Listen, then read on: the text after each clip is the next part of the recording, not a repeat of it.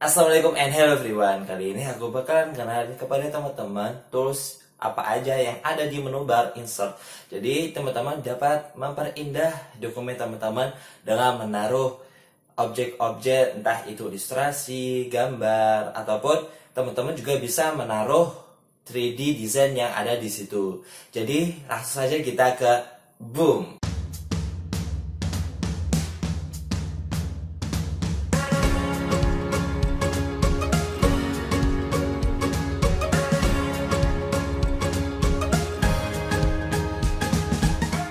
Kita sudah di tampil awal Microsoft Word 2019.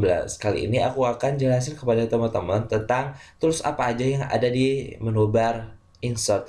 Menu bar Insert terletak pada sebelah kanan dari menu bar Home.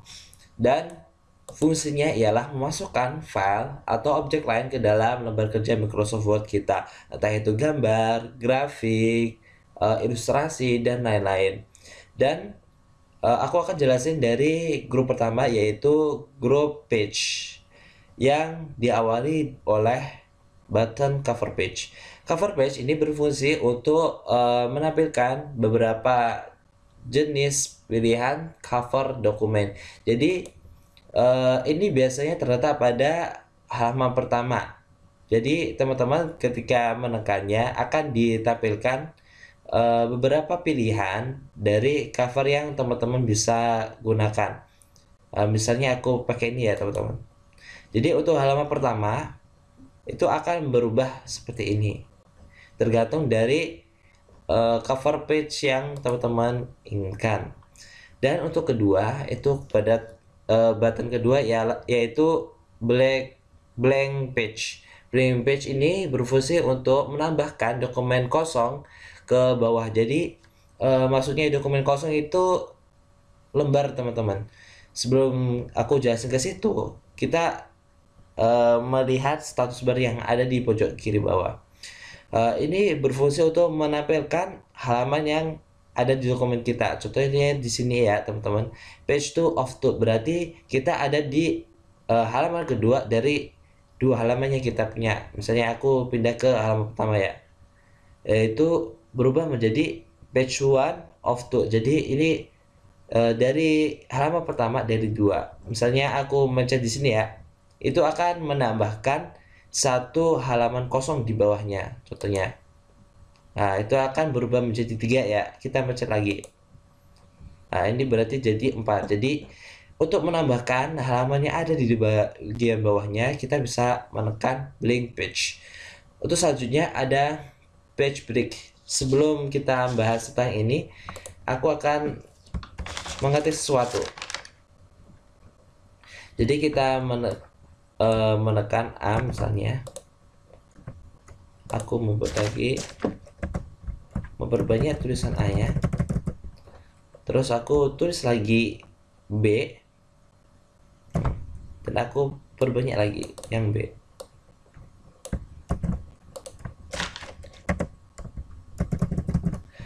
Aku di sini kan ada tulisan A dan B, dan aku ingin tulisan yang ada di B ini terletak pada halaman berikutnya. Jadi kita potong di sini ya teman-teman. Untuk memotong halaman yang ada di sini, jadi yang bagian B-nya itu ada di halaman berikutnya, itu dengan cara page break. Jadi page break ini berfungsi untuk memutuskan sebuah halaman dokumen sehingga akan beralih ke halaman berikutnya.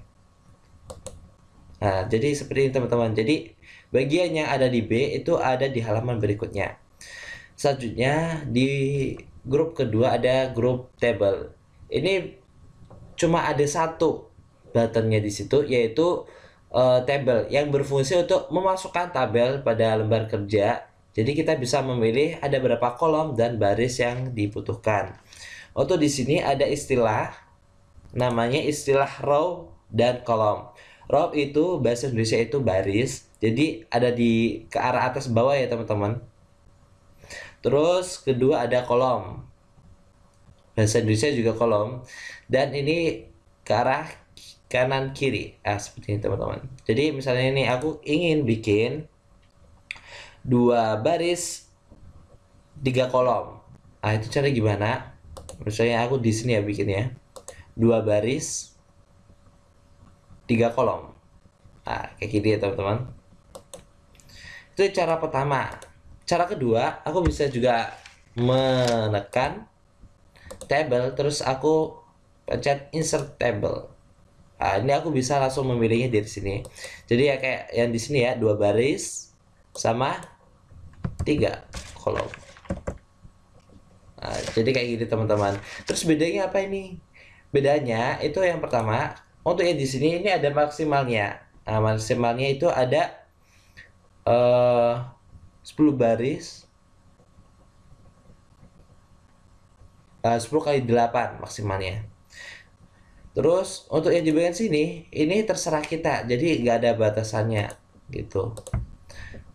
Terus selanjutnya ada di grup ilustrasi yang berfungsi untuk sekelompok ikon yang berfungsi untuk memasukkan gambar, chart, clip art, atau tabel dan lain-lain ke dokumen.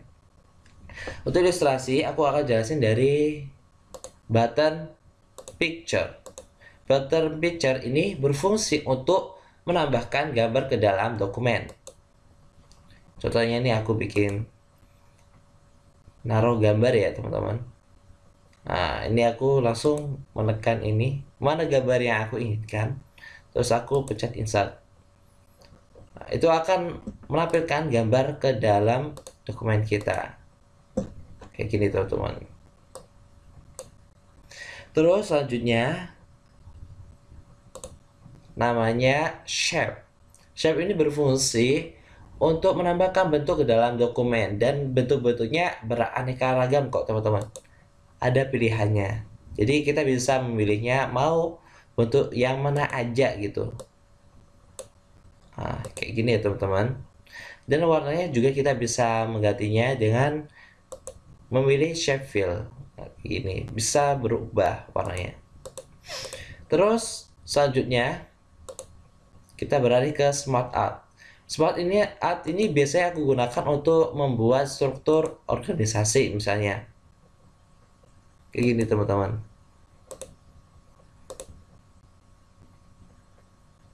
Nah, jadi bagian sini aku bisa langsung mengubahnya. Di bagian teksnya ini kita bisa ubah kayak gini.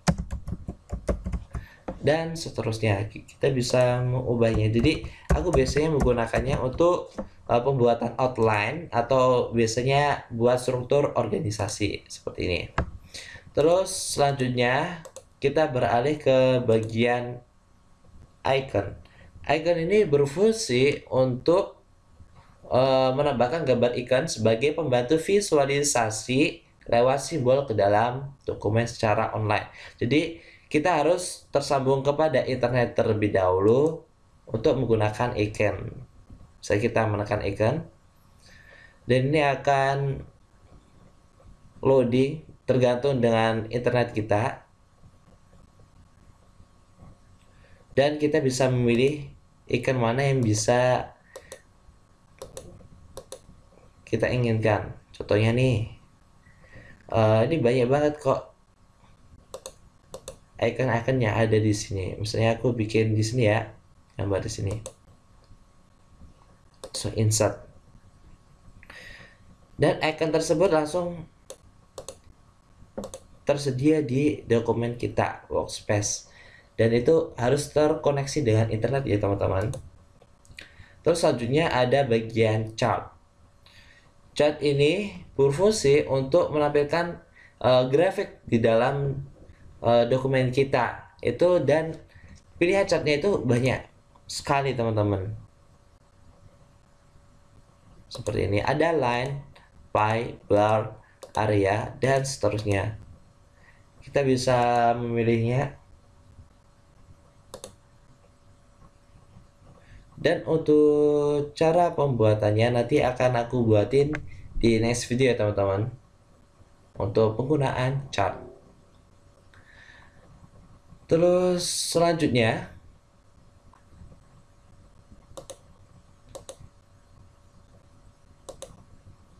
itu ada namanya 3D models.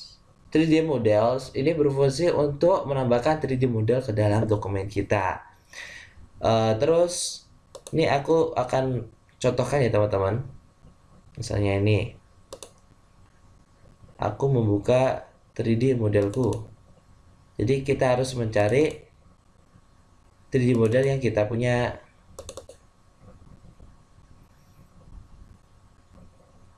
Misalnya aku di sini ya. Dan aku memakai format, kalau misalnya ada teman-teman yang nanya ya, ini 3D modelnya file-nya apa nih? Aku pakai format OBJ ini ya. Jadi teman-teman harus mempunyai 3D modelnya seperti apa. Kayak gini teman-teman. Ini 3D modelku. Misalnya. Dan untuk gambarnya ini agar bisa digerakkan kemana-mana. Jadi untuk yang kayak gambar, tabel dan sebagainya itu pas di awal-awal itu emang agak sulit untuk kita gerakan gitu teman-teman. Kita ubah. Dan jika kita ingin merubahnya, kita bisa menekan klik kanan. Terus kita memilih warp text dan kita pilih square. Nanti bisa kita ubah. Dan untuk gambarnya akan menyesuaikan tampilan di workspace kita. Gitu teman-teman. Terus bedanya 3D model dan gambar-gambar yang lainnya apa? Perbedaannya itu yang paling mencolok itu di bagian sini teman-teman. Kalau misalnya kita punya 3D model, di bagian tengahnya itu ada kayak bentuk ellipse kayak gini, dua ellipse gini yang berlawan arah. Jika kita menekannya dan kita tahan, kita bisa merubah-rubah tampilan view-nya gitu teman-teman. Bisa merubah tampilan view-nya. Nah, seperti ini ya teman-teman. Jadi bisa kita pilih bagian sudut mana yang kita inginkan gitu. Terus selanjutnya itu ada namanya screenshot. Screenshot ini berfungsi untuk men-screenshot gitu, men-screenshot. Jadi kita bisa men-screenshot layar kita dengan cara ini tuh. Contohnya kita menekan ini. Script clipping. Nanti akan kita klik terus drag bagian mana yang kita inginkan untuk screenshot. Nanti akan tampil di workspace kita. Sepertinya teman-teman. Dan untuk screenshot ini ada catatan pentingnya. Screenshot ini kita bisa men-screenshot di bagian paling belakangnya ini. Jadi belakangnya langsung ini bisa kita pakai buat screenshot. Contohnya aku minimize dulu ya. Jadi di belakangnya ini Microsoft Word aku itu langsung bagian mana yang aku ingin screenshot. Jadi caranya seperti itu ya teman-teman. Bagi yang ingin di screenshot itu di belakang langsungnya dari Microsoft Word-nya. Jadi bisa teman-teman screenshot. Terus selanjutnya bagian add-ins. Add-ins ini grup yang berfungsi untuk menampilkan panel yang berisikan sub menu, memasukkan tambahan yang bisa dapat dengan mengunduh tambahan tersebut. Jadi ini maksudnya kayak fungsi tambahan gitu teman-teman. Terus untuk pertama ada button get add-ins. Ini berfungsi untuk menampilkan sebuah jendela toko untuk menambahkan add-in ke dalam Microsoft Word. Tapi tombol ini harus banget untuk tersambung dengan koneksi jaringan internet teman-teman. Contohnya coba kita menekan ya. Jadi pas kita menekan itu akan menampilkan jendela baru gitu. Dan ini tersambung pada store. Dan untuk di bagian sini kita perlu untuk mendownload add-in yang kita inginkan. Seperti ini teman-teman. Dan untuk setiap ini di Microsoft Word aku yang 2020, add-in yang langsung terinstall itu bagian Wikipedia gitu ya teman-teman. Yang akan aku jelasin nanti. Terus selanjutnya ada bagian My Add-in. My Add-in ini menampilkan add-in yang telah berhasil kita tambahkan ke dalam Microsoft Word. Jadi bagian mana aja yang udah tersambung, itu masuk ke bagian ini, My Add-in. Perbedaannya itu ya kalau yang My Add-in itu pas kita menekan itu akan nyambung ke My Add-in. Tapi kalau misalnya add in itu nyambungnya ke bagian store gitu teman-teman.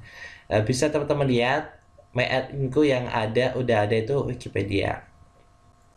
Terus selanjutnya di bagian Wikipedia, Wikipedia ini berfungsi untuk menampilkan jendela Wikipedia di dalam Microsoft Word. Gitu gimana nih? Maksudnya gimana nih? Coba kita coba ya. Pas kita menekan Wikipedia, itu langsung masuk nih search, bagian searchnya yang Wikipedia. Jadi kita bisa nyari Wikipedia apa aja yang konten-kontennya dari sini. Contohnya aku kepengen nyari tentang school. Kita ketik langsung enter. Dan itu akan nyambung ke bagian konten dari Wikipedia. Jadi kita bisa langsung membaca lewat sini gitu ya teman-teman. Itu fungsi dari salah satu add-in yang kita miliki. Dan untuk contoh add-in itu banyak sekali. Bahkan aku juga ada add-in yang tentang Al-Quran. Jadi pas kita menekan add-in-nya itu nanti kita bisa otomatis mengketik ayat Al-Qur'annya gitu teman-teman. Terus selanjutnya ada grup media. Grup media ini panel submenu yang hanya terdapat satu saja masukan nih. Contohnya kayak gini ya. Masukannya itu online video. Jadi cuma dari online video. Dan untuk online video ini berfungsi untuk menambahkan atau memasukkan sebuah video ke dalam dokumen. Sesuai namanya, kita harus terkoneksi ke dalam jaringan internet. Namanya juga online ya teman-teman. Jadi kita perlu tersambung dengan internet. Contoh kita gunakan ya. Pas kita menekan, itu akan meminta kita untuk URL. URL-nya apa nih? Jadi kita ke YouTube aja dulu. Dan kita pilih bagikan. Di bagian YouTube biasanya pas kita menekan bagikan itu ada bagian URL. URL-nya bisa kita salin gitu teman-teman. Dan kita taruh di sini ya. Pas setelah situ, pas kita menekan yang tadi, itu akan menaruh YouTube-nya itu di sini gitu. Jadi pas kita menekan itu akan nyambung ke YouTube aku yang di sini gitu teman-teman. Jadi biar lebih kelihatan bagus gitu, bisa mempercantik tampilan dokumen kita. Terus selanjutnya itu ada link. Link ini berfungsi untuk menambahkan link dari sebuah teks sehingga teks tersebut akan berubah menjadi warna dan berfungsi sebagai hyperlink yang dituju. Jadi ini bisa kita sambungkan ke entah itu browser ataupun file yang ada di komputer kita. Misalnya nih aku kepengen naruh yang link internet, aku taruh di sini langsung address-nya, terus oke.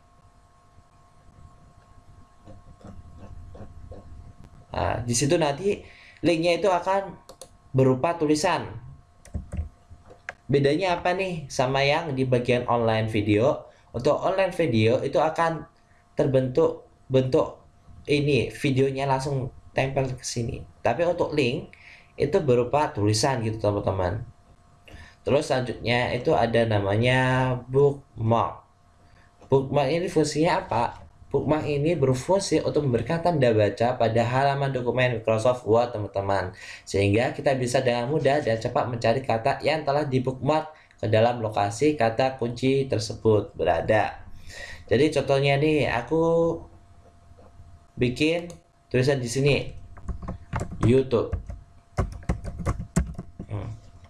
YouTube ya. Terus aku bikin bookmark di sini dengan cara aku blok terlebih dahulu tulisannya, terus aku pencet bookmark. Kasih nama dan add.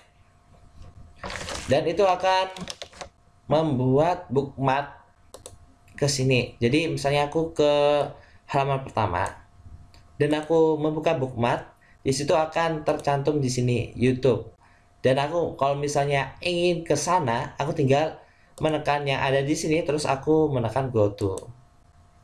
Jadi teman-teman bisa langsung menuju bagian yang ingin diinginkan yang telah di bookmark itu teman-teman.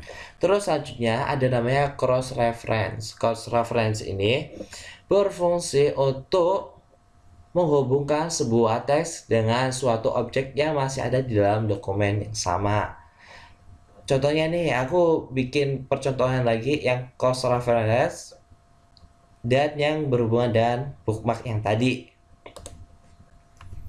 Misalnya nih, aku bikin cross reference di bagian sini. Nah, ya teman-teman. Terus aku pencet cross reference. Aku pilih bookmark. Ya bookmark yang tadi ya teman-teman. Terus aku bisa menekan misalnya page number ya. Dan aku menekan insert. Dan di situ nanti akan muncul misalnya ya tadi page number kan akan muncul tulisan 5 atau tulisan apa aja ya yang berupa angka, dan di situ misalnya aku tulis page 5. Di bagian 5 ini aku bisa menekannya dengan cara Ctrl plus klik pada mouse. Itu akan nyambung ke bagian YouTube sini gitu teman-teman. Nah, kayak gitu ya teman-teman. Contoh dari penggunaan cross reference. Selanjutnya itu ada namanya comment. Comment ini kita dapat menggunakan untuk memasukkan komentar ke dalam lembar kerja ya, hanya tampil dan sebagai penanda atau pembantu proses pengerjaan kita atau juga menunjukkan kesalahan tugas. Misalkan nih kita itu sebagai pengajar atau misalnya kita sebagai asdos gitu ya teman-teman, dan terus menunjukkan kesalahan pada tugas anak didik kita atau murid kita yang terdapat di misalnya tugasnya ada di file Word. Jadi kita dapat memberi komentar di situ. Jadi bahasanya kayak kita coret-coretin gitu di file anak didik kita dengan cara komen. Misalnya aku menekan komen ya teman-teman. Terus kita menekan bagian mana yang ingin kita komen. Contohnya di sini ya. Aku blok terlebih dahulu. Bagian mana yang aku ingin komen. Terus klik kanan dan mencet new comment. Nah, terus di situ di bagian yang kedip ini di bagian kursornya kita bisa menekan apa komentar kita pada situ. Misalnya aku tulis komennya ngomong apaan sih gitu.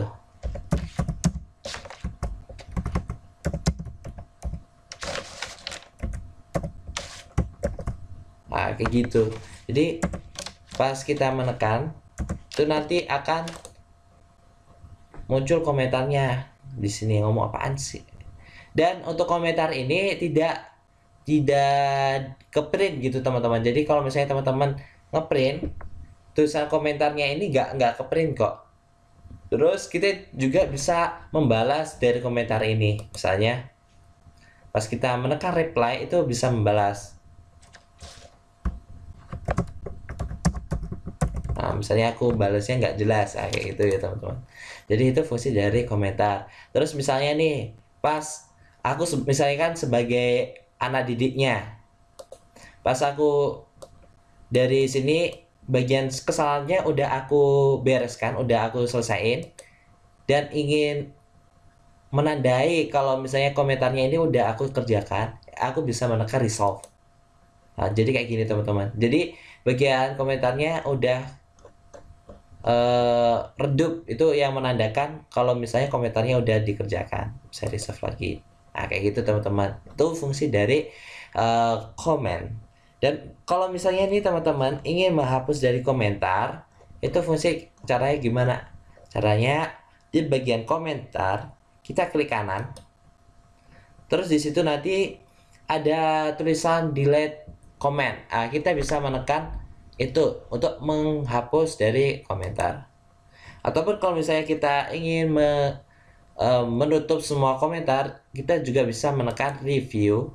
Terus nanti kita perlu mencari di bagian show comment. Di bagian show comment-nya kita bisa menekan. Pas udah menekan show comment, itu akan menghilangkan bagian komennya semuanya keseluruhan. Bisa kita menekan lagi, kan komennya bisa muncul, terus kita menekan lagi, bisa hilang. Jadi kayak gitu ya teman-teman, fungsi dari komen. Terus selanjutnya kita bagian header and footer. Header dan footer ini sekelompok ikonnya berfungsi menyesuaikan pengaturan pada bagian atas dan bawah dokumen. Pertama, yaitu bagian header. Header ini berfungsi untuk menampilkan jendela header. Di sana terdapat beberapa macam header. Contohnya ini, pas aku menekan, ini akan ada beberapa pilihan tentang header dari atasan gitu teman-teman. Di bagian atasnya semuanya ada headernya. Kayak gini ya teman-teman. Terus header ini fungsinya apa? Biasanya di bagian header ini biasanya dapat kita isi tentang instansi kita. Misalnya aku dari UPNVJ, aku bisa nulis di sini. Biasanya tentang itu, ataupun biasanya menulis ini tentang jurnal apa, misalnya jurnal sains atau apa, itu biasanya ditulis di sini teman-teman, kayak gitu ya. Terus selanjutnya ada namanya footer. Footer ini berfungsi untuk menampilkan jendela footer. Ini perbedaannya dari header. Kalau header kan di bagian atasnya ya, kepalanya. Itu footer itu bagian kakinya gitu teman-teman. Ini ada beberapa contoh. Sini aku menekan di sini ya. Kayak gini. Dan footer ini berfungsi untuk menaruh informasi yang kira-kiranya ada di bawah gitu contohnya. Terus selanjutnya ada namanya page number. Page number ini berfungsi untuk menampilkan jendela nomor halaman di dalam jendela tersebut. Terus di sini ada beberapa pilihannya, entah itu penomorannya ada di atas atau yang ada di bagian bawah atau di bagian samping atau yang kanan yang bagian sini. Misalnya yang biasanya kamu dipakai itu biasanya di bagian button dan tengah gitu teman-teman. Contohnya di sini. Dan untuk angka-angkanya itu langsung menyesuaikan gitu teman-teman. Contohnya nih, ini kan cover. Kalau cover kan nggak perlu adanya nomor kan, jadi langsung di bagian sini baru nomor 1.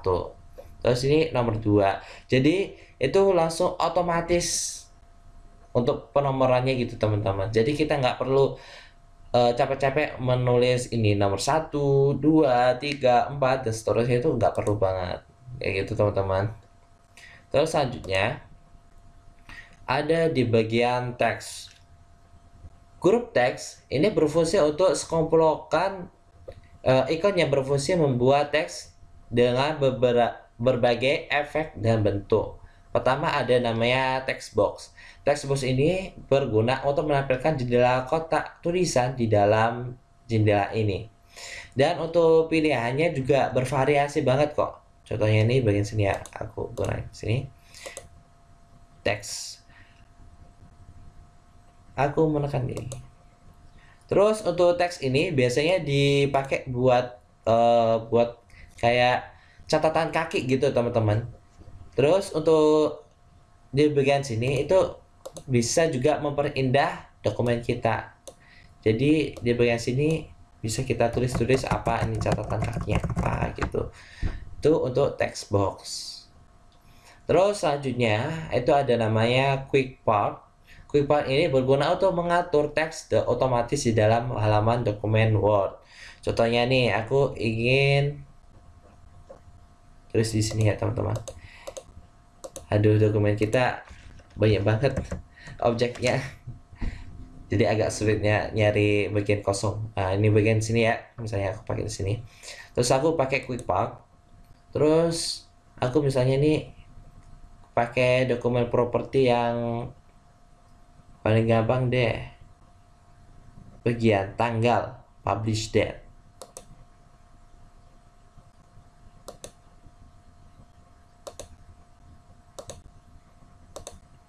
Jadi pas muncul publish date, ini aku bisa menekan today. Jadi ini langsung menyesuaikan dengan tanggal sekarang. Sekarang yang aku pakai itu tanggal 5 bulan 8 2020. Ini teman-teman bisa lihat di bagian pojok kanan bawah saya. Ini sama kan teman-teman? Dan ini pas kita misalnya kita ubah nih isinya di bagian sini. Aku ubah jadi 2030 gitu. Ini aku bisa merubah bisa kembalikan lagi dengan cara yang klik arrow yang sini terus aku mencet today. Nah, jadi ini bisa otomatis gitu teman-teman, bisa merubah publish date-nya tergantung sekarang tanggal berapa gitu. Terus selanjutnya ada bagian word art. Word art ini berfungsi untuk memasukkan teks artistik seni yang menyisipkan tulisan artistik 3D gitu. Biasanya tulisan 3D itu yang ini teman-teman, pakai word art ini. Aku bikin space kosong ya. Nah, di depan sini bagian word art.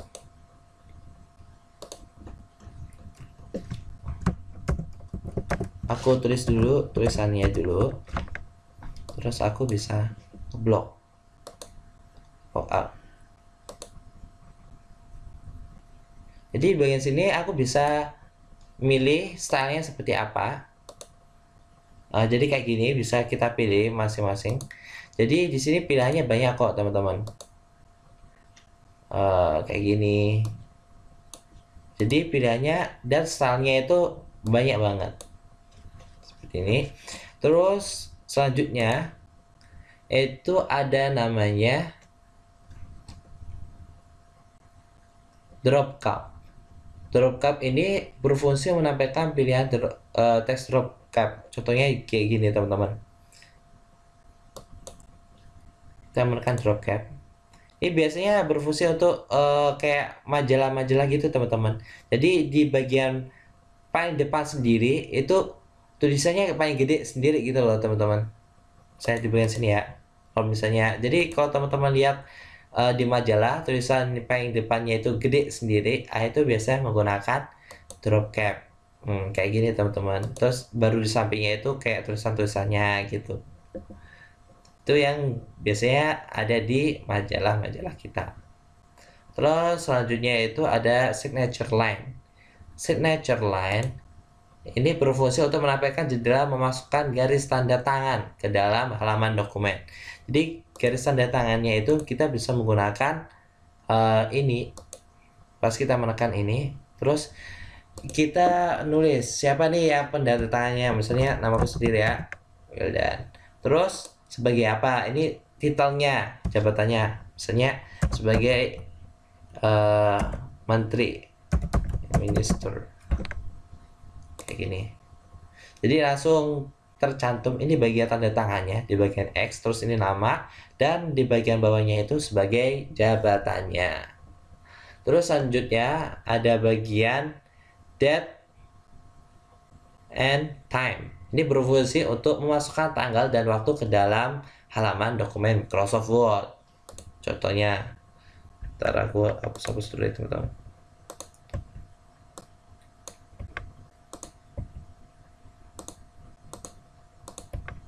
Nah, terus ini contohnya. Ini aku bisa menekan, pilih mana aja style yang bisa aku pilih untuk date and time-nya. Contohnya di bagian sini ya, Thursday 5 Agustus 2020. Perbedaannya ini sama yang di atas ini apa nih? Untuk yang di bagian bawah, terus yang ini date and time, ini jikalau kita mengubahnya, ini nggak bisa otomatis kembali lagi gitu teman-teman. Jadi kalau misalnya kita ingin merubah tanggalnya itu harus manual. Sedangkan yang di sini publish date-nya yang kita tadi pakai ini, pakai quick part, itu bisa otomatis dengan cara menekan arrow langsung today, kayak gitu teman-teman. Itu perbedaan dari kedua tombol ini. Terus selanjutnya itu ada namanya object di bagian ini. Objek ini berfungsi untuk memasukkan objek ke dalam halaman dokumen Word seperti Adobe Acrobat, Adobe Photoshop, Adobe Illustrator, Bitmap, image yang ada di Paint dan lain-lain. Contohnya nih, pas aku menekan ini, kita tekan dulu objeknya, toolsnya,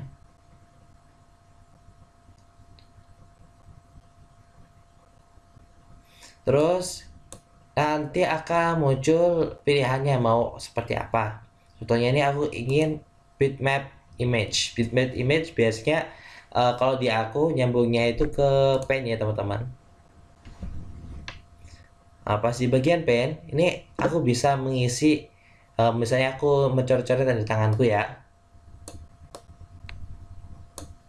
Nah, kayak gini. Terus kita men-save. Jadi pas kita mengubah-ubah isian di sini ya teman-teman, coretan kita yang ada di Paint, jangan lupa untuk men-save agar gambar yang di sini langsung muncul di tampilan Microsoft Word kita. Nah, udah aku save ya teman-teman. Langsung kita close. Jangan takut. Kenapa? Karena pas yang kita save yang tadi langsung muncul di workspace kita. Jadi itu fungsi dari objek yang tadi. Jadi pas kita membuka aplikasi yang kita inginkan, ingin buka apa, terus besok kita save, nanti pas di bagian save-nya itu objeknya itu akan terlampir di dokumen kita. Terus selanjutnya itu ada di bagian grup simbol. Grup simbol ini sekelompok ikon yang berfungsi menyisipkan berbagai simbol umum. Contohnya ini bagian equation, bagian sini teman-teman. Tombol ini berfungsi untuk menampilkan jendela umum persamaan matematika. Di dalam jendela itu terdapat beberapa format rumus persamaan. Contohnya ini ada dua cara. Pertama ada yang manual, ada yang otomatis. Misalnya di bagian otomatisnya ya teman-teman. Sorry, aku ulangi lagi. Di bagian sini, equation. Itu kalau misalnya kita menekan yang di bagian arrow-nya di sini. Di situ ada bagian mana aja yang format persamaan matematika yang diberikan oleh Microsoft Word, dan ini sifatnya kayak otomatis gitu teman-teman. Contohnya di bagian sini ya teman-teman, persamaan binomial. Nah, pas aku menekan sini, ini langsung otomatis dan bisa kita ubah bagian-bagiannya tinggal menekan kayak gitu teman-teman. Jadi nggak perlu secara manual membuat persamaan matematikanya. Itu yang cara pertama. Untuk cara kedua, kita menekan bukan di bagian arrow-nya, tapi kita langsung menekan di bagian tombolnya langsung, tombol utamanya, bagian equation. Pas kita menekan, itu akan menyambungkan kita ke bagian sini, bagian desain sini. Dan ini kita masukkan dengan cara manual, tetapi ini bisa kita racik persamaan matematika seperti apa yang kita inginkan. Contohnya nih, aku ingin membuat pembagian. Aku menekan ini bagian fraction, dan di sini akan telah bagian pilihan mana aja yang ingin kita pakai. Misalnya aku ingin membuat pembagian dan bentuknya seperti ini. Terus di bagian kotak-kotaknya kita bisa mengisi entah itu huruf atau angkanya. Di sini aku ingin menulis 2, bagian bawahnya ingin 3. Jadi 2/3 kayak gini. Itu fungsi dari equation yang tadi. Terus selanjutnya di bagian simbol, button simbol. Button simbol ini berfungsi untuk menampilkan jendela simbol-simbol yang ingin kita masukkan ke dalam sebuah dokumen. Simbol ini banyak kok. Pas kita menekan di bagian sini, arrow, ini ada beberapa simbol yang sering kita pakai. Contohnya di bagian sini ya, ini ada bentuk sigma. Nah, nanti kayak gini, langsung muncul di sini teman-teman. Contohnya lagi, beta juga bisa. Simbol yang alpha bisa, terus infinity juga bisa. Kayak gini teman-teman. Terus jika kita ingin pakai simbol yang lain, gimana? Kita bisa menekan yang bagian simbol terus more simbol. Dan untuk simbolnya yang di bagian sini juga banyak banget teman-teman. Jadi teman-teman bisa mencarinya di sini. Tulisan Arab pun juga ada di sini kok di bagian simbol. Jadi teman-teman bisa ke arah sini untuk menulis Arab juga bisa. Terus Misalnya aku langsung menekan bagian mana ya, bagian sini, terus aku pencet insert. Nanti simbolnya langsung muncul di bagian kursor yang ada di workspace teman-teman. Jadi itu semua tools yang ada di menu bar insert, dan aku akan membuat rangkuman dari penjelasan aku ini. Langsung saja cekidot.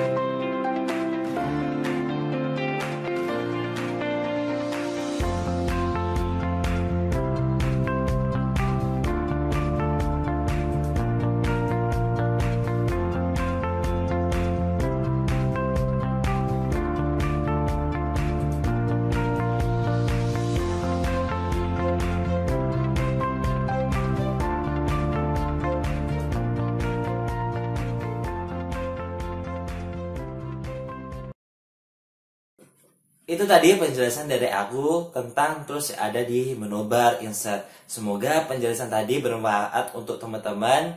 Thank you for watching. See you in the next video. Dan jangan lupa, let's try this tutorial.